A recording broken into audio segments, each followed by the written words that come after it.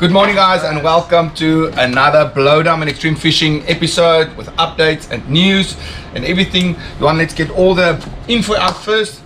Sponsored by Sugarbird, our coffee this morning. Right next to Extreme Fishing, you will find New York. It's down in York Street, right next to Romans. That's where the shop is. If you're looking for any fishing related stuff, and if they don't have it, they will find it for you. Yes.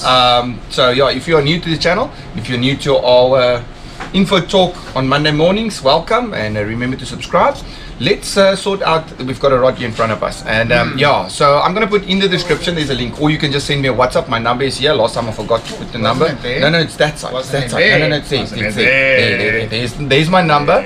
There's my number. Send me a WhatsApp or check in the description. There's a link that will give you an invite to the group. We do raffles. Every week we do a raffle, and on the previous raffle we asked, what do you want next? And you guys said you wanted the Cop Master. On the poll you said you wanted the Cop Master. So this is the 12-foot heavy. It's a 1 to 4 ounce spinning rod. What a lovely rod. Oh, I must say, it's an assassin. It's got a reel set for your reel. It's got guides for your line. And it's got a handle for your hands. Okay guys, this is a very nice rod if you're looking at starting off for drop shotting, for cop, or if you want to throw surf artificials, paddle tails and stuff like that. For cop, lovely rod. So if you want to enter, there's going to be 40 tickets at 100 Rand a ticket for the raffle. Once the raffle is done, normally it takes about 2-3 hours, then the raffle is done. So yeah, and then we do the spin. So if you want to do that, send me a WhatsApp or click on the link. And then, what are you looking for, Jan? No, just my phone. Your so phone. we can say what the weather's gonna be. Okay, yeah, let's talk about the weather as well. I checked the weather, Johan. Swell yesterday was really nice. Yes. Yesterday was a beautiful day for fishing, cop fishing. The cop is really looking good. But as we go into the week, we see the southwest, and this is maybe a good time to talk a little bit. This is a question that we get a lot, is about what wind does what to the water. Yes. So in our area, the southwest brings in the warmer water. West and southwest brings in the warmer water, but it also makes the swell and the surf big. So we've got some southwest coming in over the next couple of days, picking up the ocean. I think Wednesday is around about 5 meters, if I remember correctly, picking it up. Mine says Wednesday's 2.7, but it is picking up. It's picking up, and then Thursday you get the southeast. Now the southeast blows in colder water, but it does flatten out the sea. Normally that makes it a little bit dirtier. On Friday 1.7 again. Yes, so the southeast is coming in, and then it's looking beautiful over the weekend with that southeast, calming the sea a little bit down. Colder days ahead. The colder days, normally with your southeast you get that, the colder water, the colder weather, where your southwest brings in cleaner water, warmer water, and it picks up the sea. So yeah, looking like a good weekend to fish. I do have a couple of guys that I'm taking out over the winter, and if you want to over the weekend, and if you want to go on a Bloudam adventure, send me a WhatsApp. The dates are filling very fast. I only got a couple of dates open over December, so send me a WhatsApp if you are looking to go on a Bloudam adventure with me. We've got tuna charters in Cape Town, we've got Cop deep sea charters in Gouritz and Stilbaai that I'm doing with Clarenay. The boat's name Tian Willemse that we're doing with him, and then we've got rock and surf charters, we've got shark charters with bronzies. The guys that wants to go for bronzies. Why are you phoning me? I want to book my Bloudam adventure. It's gonna be one of those days. So yeah, we've got a very busy schedule ahead of us. December, you're on the shop. You can already see the shop is picking up. It's because we can fish for a change. Yes. The weather has finally turned, so we can actually fish. Fish over this week, last week that came out. A couple of cob, bronzy or two, raggy or two. Yeah, so there's a few fish. The main fish that I know of that came out was Vitsand was on fire. The guys caught a couple of really nice cops, those 31, 35 to up to 40 kilogram cops. So there was a couple of guys that was fishing Vitsand, and even though it was not springtide, the fish was on fire there. And then last week we went out fishing for grunters, and the grunters was on fire. The guys caught in Kleinbrak, they caught some nice grunters. Neisner, the guys caught some nice grunters in Neisner. So yeah, it's been more Estuaries has been really good the last 2 weeks. Yes. But that was due to bad surf conditions. Yes. And then over the weekend, I know Albie was just in the shop and he said that he caught a couple of those 5, 6, 7 kilogram cobbies. Yes. Those ones started coming out, and more on live bait. The live bait was producing more fish. And you spoke about the one bronzy that you know of that came out. Yeah, I'm not sure on what, but I just got a photo. Yeah, so Guy said he was very lucky. Sea was very rough. the sea was rough, so your bronzies normally looking for that little bit calmer sea when you're fishing for bronzies, and you're looking for that lip that you can get over into the deeper water. Yes. So the reason that we've got the casting nets here and the live bait, your Pompies. aerators, Pompies. is that most of the fish at the moment are coming out on live bait. Like it with the live bait. A live bait, yes. So the live baits are producing a little bit more fish, whether it's for bronzies or for cob. But the live bait seems to be doing the thing. So a while back, me and Evie actually went and we did a video, because that's also a thing for guys that's starting out, is how to throw a cast net. So last year we did a tutorial, and I'm gonna put that video in of Evan actually showing exactly step by step how to throw a cast net. And we've had so many guys that actually came back to us and said, we just followed the simple steps and we gave it a couple of goes, and first, second, third try, it really worked. So yeah, I'm going to quickly put that video in, and then we're going to talk a little bit more about different sizes and different types of nets that you can buy. The calves, you know the calves. You'd have to have a shot of the calves in there. So yeah, Evie's doing Bloudam with us. So yeah, over to Evie. He's going to explain everything you need to know about throwing cast net. Okay, firstly, if you go buy a cast net, make sure about the length of the cast net. Okay, first thing, because you get different, you get 7 foot, you get 8 foot. I use the 6 foot, you even get down to a 5 foot, as far as I remember. I think you even get a 4 foot. Yeah. Okay, so guys, the shorter you are, or if you've got children, you want to start them out, get them a smaller one. Get a 4 for 5 foot. Don't go for the 6 or 7 foot if they're just starting out. It's a little bit easier, it's a little lighter to cast that smaller net. So if you've got kids that want to start casting a cast net, get a smaller one, 4 or 5 foot. And then the taller you are, it's very difficult for me to cast a 6 or 7 foot. I struggle with that. And then obviously this is your line here, you'll see all the line come together. Don't need to explain what a cast net looks like. From here you get your normal, this is the normal line. Now because of how advanced I became with this throwing net thing, I added an extra piece of line onto the original line. Okay, so I can get a bit more distance out to mullets that are a bit further out. Right, now from here, got your little loop, you always make, I just spliced it in like that. Don't need to worry about that. So you got your loop. What I do is I put the line through there just to get another loop over there, and then I just pull it stiff onto my wrist there. I'm left On your strong hand. it's on my weak hand. On your weak hand? Yeah. Oh yeah. So my throwing hand is my right hand. Okay. And then we just pull it all together into loops. Please excuse my line, it's been coming on for quite some years. So you just loop that all together. Don't make big loops, otherwise you're going to have a lot of line tangling all over. Make little loops like that. So my line is quite long. Alright. And then you grab it on this little, you've got this little white ring here on top here that keeps the net together. So what I do is I just pull it up like that. Shake my nets out before I throw. Something I always do. I put the net to the left of me, whether you left or right, and I just take the skirt of the net and I just throw it out to the side to make sure everything is okay. You know, don't have holes or it's not tangled in each other. So you just pull it out like that, and once all that is done, just pull it up, shake it out straight. Again, this is where the length of the net, I'm about, I don't know, I'm probably net is a little bit longer than me. So that's how I look at the size of a net. Okay, now the throwing part of it. what I do is very simple. I grab it in the middle here, somewhere in the middle. I have this loop. Okay. And I take my hand with all the loops in with the rope in there, and you just pinch it together. Take this hand out and pinch this part together again. Okay. Now you grab this little head again. You just keep this side of. This is what I do. And then, okay, before you get to that point, first take the skirt.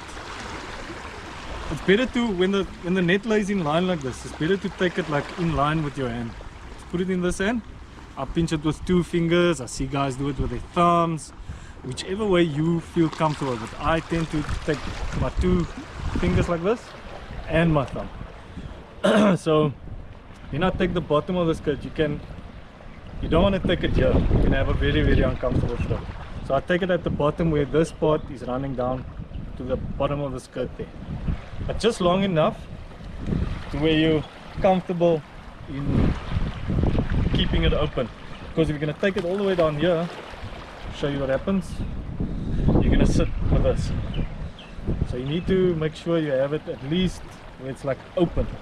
Like that, straight and open. So I tend to like just keep it out of my hip, just keep my arm a little bit bent. And then I throw out of my hip. This hand, let's go, is probably like a second later than this hand. So this, you release first with this hand, and the other hand goes last. So you kind of like keep it open, let this thing do its thing, and then you'll see most of the time it's going to take it took me at least 2 months to throw the net properly. So keep practicing, and just keep your lines out of the way if you're going to do that. But just another thing that I do, when you have that line there, I tend to keep this line with that, just to have control of all that, and you don't have it in the way. Okay. So if it's basically like hitting a tennis ball, you want that action where the arm is coming through and your shoulder is opening basically, up. So it's your one arm is nice and far to the back, like you're hitting a tennis ball, and that arm comes through, and this shoulder opens up so that you can open up that net nicely. I have an action. Okay, let me put the net down and show you up the net. So once you have your net here, this is my action. So this, you throw this open and then open. So it's basically, that's it. You just throw open and open, but it's gonna happen fast. So again, if you're gonna throw low, just make sure you bend down low and you throw. That's what you do. You get a lot of guys who throw overhead, and that's a Okay, so what I'm going to do is I'm going to stand in front of Evie. I'm going to take a couple of slow motions so you can see exactly that release of which hand releases first, and then how much later the second hand releases. So that's what we're going to do now. We're going to and then I'm also going to do that from a couple of different angles so that you see exactly what's happening. So I'm first going to do front angle or side angle from this side, then I'm going to stand in front of him, and then I'm going to stand on the other side, and we'll show you all the slow motions of those shots, and I suppose some real speed shots as well. Like we said, loop it up. I'm going to do it a little bit fast now because I'm used to it. Keep your lines nice in order. Shake your net straight. Loop.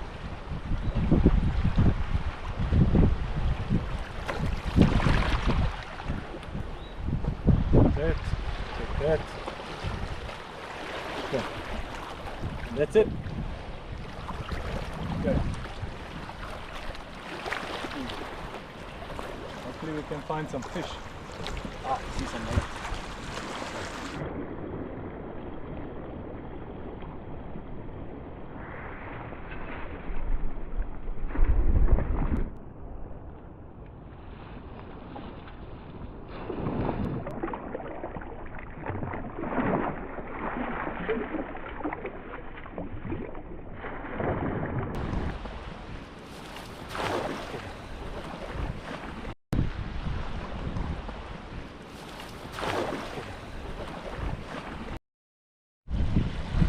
Okay, so now that after Evan has explained to us exactly how to cast the net and what to do, we're going to see if we can actually do it and get a live bait with that.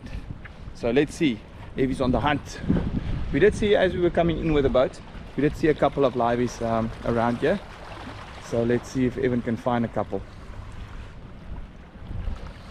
So this is where that polarized sunglasses comes in very handy. As you can see on the water, there's a glare on the water, and that polarized sunglasses will just take that glare off the water. So then you can actually see the little fishes moving. So it's, yeah, you can also check the shadows on the ground. Sometimes you can see the fish because from the top they look silver and you can't see them in the water. But sometimes the shadows on the ground looks a little bit dark. You can see the shadows. It's a little handy tip that you sometimes can use. Yeah, another tip that I can give you is, especially when the water is a little bit deeper like this, it's best to, like, you'll see a lot of guys, they'll stalk the fish, they'll drop down low, and just so that the fish don't see you. And especially when you make the throw, try and throw it as low as possible, not right over, because the fish will see the net coming and they'll scatter. No, that's very important. Cast the net a little bit lower. Try and get it as low as possible to the water. Try my best to show you.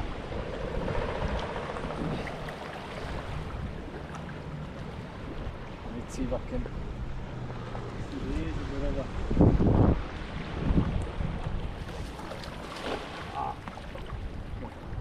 You get them? Yep, I've got a couple. Okay, so we've got two different types of cast net, and it's basically just two different brands that we've got here. So it's not like the one comes in a round tub and the other one comes in a square tub, but you can use this as a lifebait bucket. It's way too small. But you can use it for your prawns. You can use it for a prawn bucket if you want to, but it's cheaper. It's like $14 to go and buy a little plastic bucket at the plastic store. But yeah, so the only difference in these two nets are actually the nylon. Yeah, so the quality build. The quality in the two. What's nice about this one here in the round bucket, it actually tells you how thick the nylon is. The other one doesn't even tell you what the nylon is. No, it tells you it's triple stitched. Okay. 9.5 millimeter diamond mesh, knot to knot, fast sinking, 3/4. Okay, so but the nylon, system. the strength of the nylon actually does make a difference, because sometimes when you are throwing liveys in the estuary, you're going to get stuck on a rock or a twig, a piece of bronze or something that's lying in the water, and if you've got a little bit of a thicker nylon, it does make a difference. It's going to last a little bit longer, but it's not going to make that big a difference, I must say. Okay, Johan, so now the ranges, you've got your 5 foot, 4 foot, 5 foot, 5 foot 5, 6 foot, 6 foot 5, 7 foot, and it goes up until like I think 8, 9, 7. Okay, so how do you determine the size of your net you want to use? Because for instance, for me, throwing a 9 foot is very difficult. Yeah, I because prefer, you're short. I am short. I prefer like a 6 to 7 foot. That's a little bit better for me. But when I go into the surf and I have to throw a net into the surf, it's very difficult for me to get that long net, because I am short and I've got short arms. So it's very difficult for me to throw that net.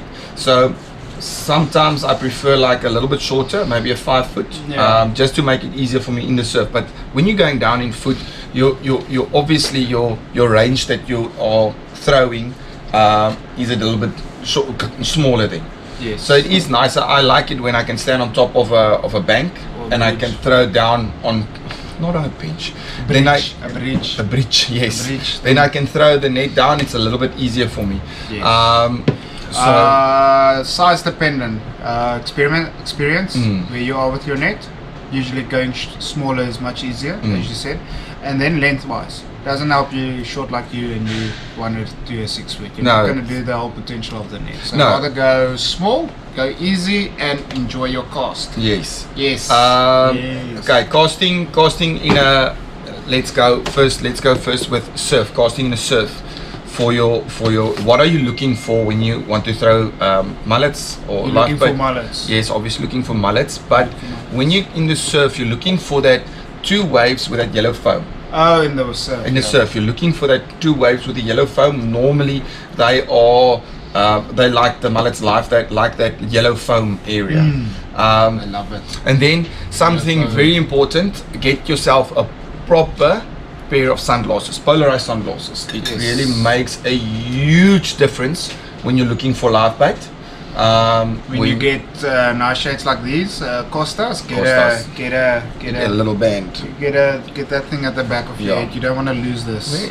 Yeah, you're looking for this type of thing. Yes. That you can hang it around your neck. There we go. And it makes you look more pro. Yep. Want to be good at fishing? Look pro. Okay, so that's a main thing when you're doing in the surf. Johan, good idea to chum in the surf.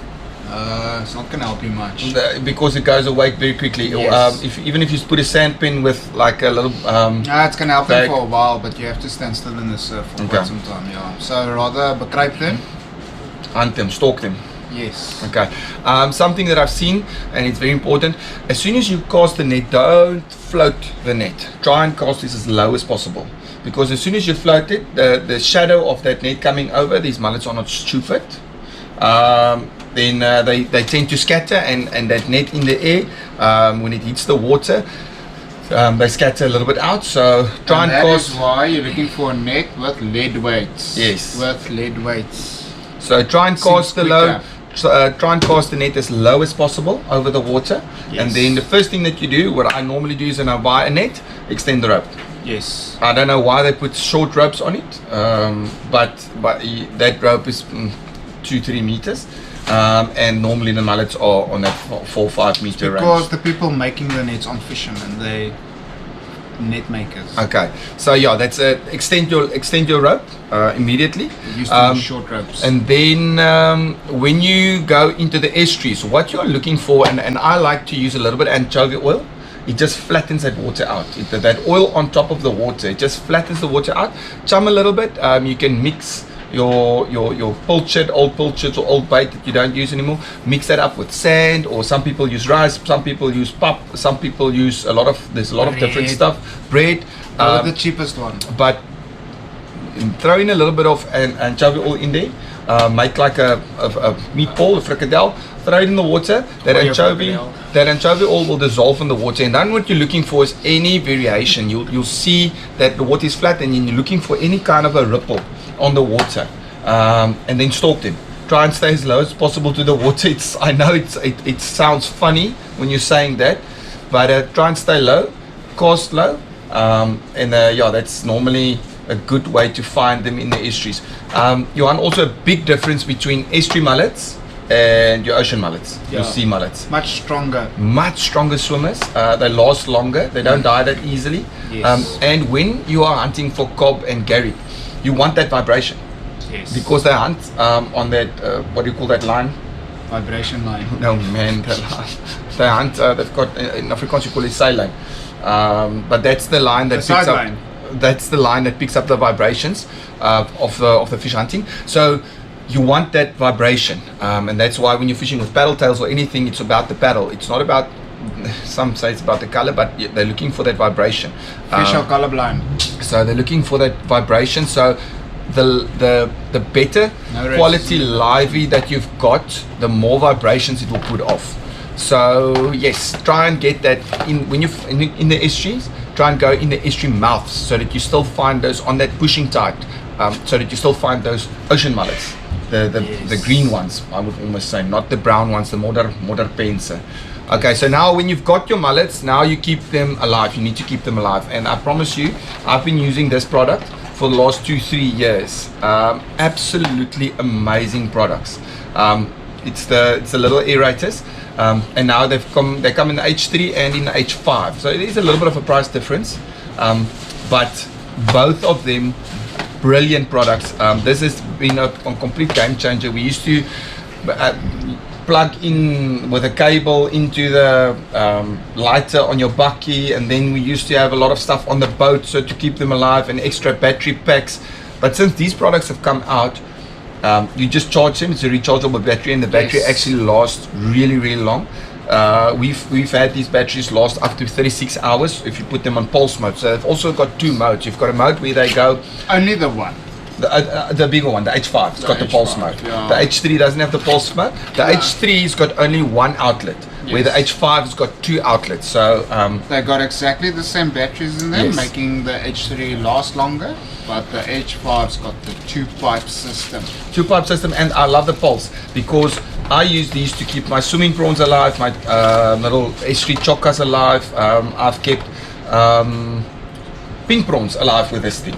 Yeah, you don't need to. You but, don't need to, but I put a bucket full, just for a test, I put a bucket full of pink prawns, and after 3 days on the pulse mode, they were still swimming brilliantly. Very important what I'm taking out of this box Yes, now. we've spoke about that It's before. the one-way valve.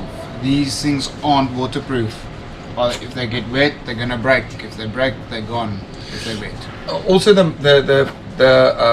No air. Air. No air. also the product itself, they do not like water. No, that's what I just said. Oh, you're talking about the one way that lets the water inside, but I mean if you drop it in the water. Yeah, then it's gone. Yeah. It will still work for a week or two, but eventually the corrosion inside gets you. Ah, there goes Snoopy. Yeah, so very important, they are not waterproof. And like Johan said, now that one-way valve in your Little pipe in your little pipe before your aerator, make sure that you get it in, because the water, when you turn it off, the water comes siphoning through into your pump. And What then you do is, you close that side, put it in, cut a piece off, put it in the pump, other pieces for this side, and then your little Aerator. stone. This thing makes the bubbles, fish like bubbles. Lekker. Okay, so that's on live bait fishing. Maybe next week in the episode we'll show you how to rig up your live bait. That's maybe something. Are we gonna go hoist some first? I think we must go out for a session, and then we can show you a proper way how to rig up your live bait. Johan's got these little cable ties with the heat shrink over. Yes. I love those things. Absolutely brilliant product. It just makes it so much easier and quicker. I know there's a lot of guys that use the Dacron or a double cable tie, or the old school Catalina, where you put the Dacron through and you twist and hook it. But we'll maybe do a whole episode on that in next week, how to hook your live bait. So yes guys, get some lines in the water, get your raffle tickets, subscribe to the channel, book your charters, and Visit the shop. come visit the shop. Yes, Black November. Everything is over. Black November is still going on. Some amazing prizes. Okay, guys, and we also have the Cop Derby coming up. You want date of the Cop Derby? 7-8 December. 7 and 8 all-night Cop Derby competition. Amazing prizes. So tickets available here at the store. Yeah, tickets are available at the store, online, or you can find the people in Jeffreys Bay, Angling Marine, and then our little sister shop, Extreme Fishing Mini, in PE, 5 Cosmo Street, Linton Grange. There we go. So they've got a little sister shop. Yes, we call it the mother shop because it's my mom's shop. Okay, guys. So there you have all the info on the Cop Derby. So if you go visit there. We'll start building it up into the Cop Derby a little bit more when we get close to that date, and obviously we're going to do all the results and everything again on the show. Yes. But tight lines, guys. I hope you all get the line in the water and you catch something.